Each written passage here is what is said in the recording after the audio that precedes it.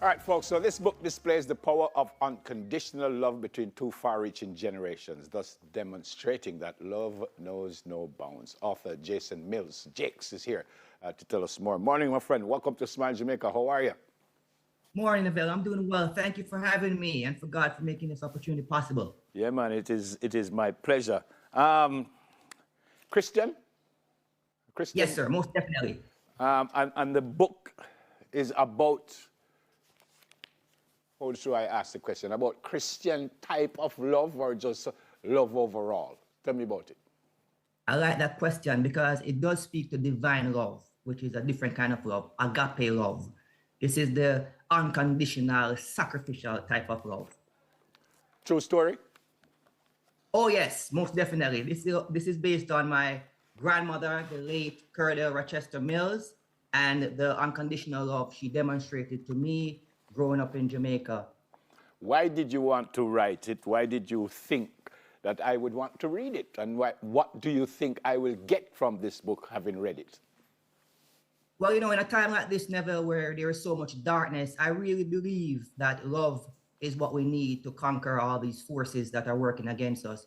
And so this story captures a love that started when I was 7 months old. My grandmother receiving me into her household from my mother, who is coming from Tivoli Garden at Garrison, and she received me into her household in Sanguinetti, Jamaica, raised me as her own son, made significant sacrifices to give me an education and to ensure that I have a career trajectory that led me to success. So this woman's life, I believe, must be honored, and this is why I wrote this book, to make sure that that she's honored and God is glorified. When did you understand that? Because as children, we probably don't realize the sacrifices that our parents make.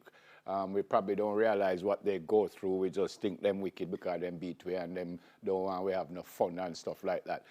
When did you realize that this lady was very special? When did you realize that because of this lady, you are who you are?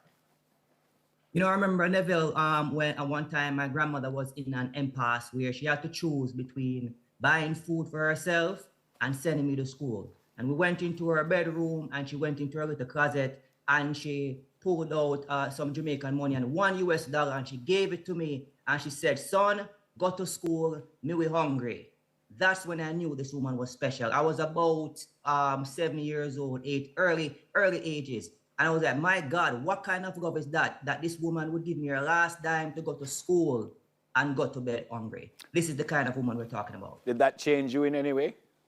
Most definitely, because that is why I find myself to be sacrificial as well and self-sacrificial, and why I always have a soft spot for people out there who are going through a difficult time.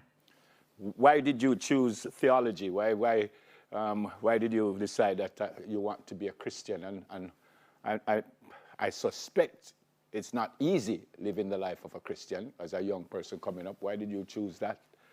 Well, I grew up in a church with my grandmother. That's where our relationship was cemented. I grew up in St. Luke's Anglican Church in Sanguinetti, which is where my spiritual foundation began. And so my grandmother gave me deep, deep roots in the Christian faith.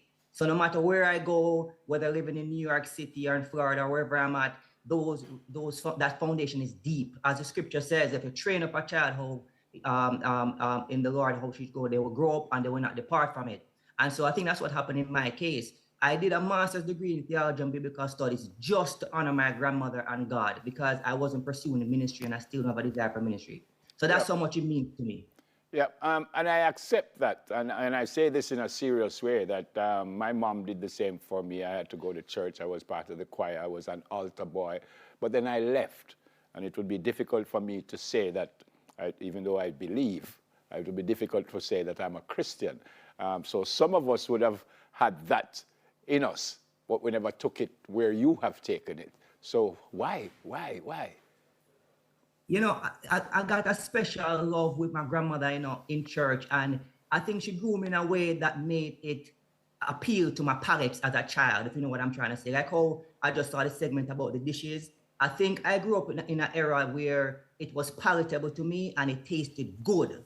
So when I was in church with my grandmother and, I listened to, we sang hymns together and read scriptures together, for me, it was enjoyable. And to this day, those are still the best days of my life. So I think with that experience, that it was such a good experience, I just want to build on it.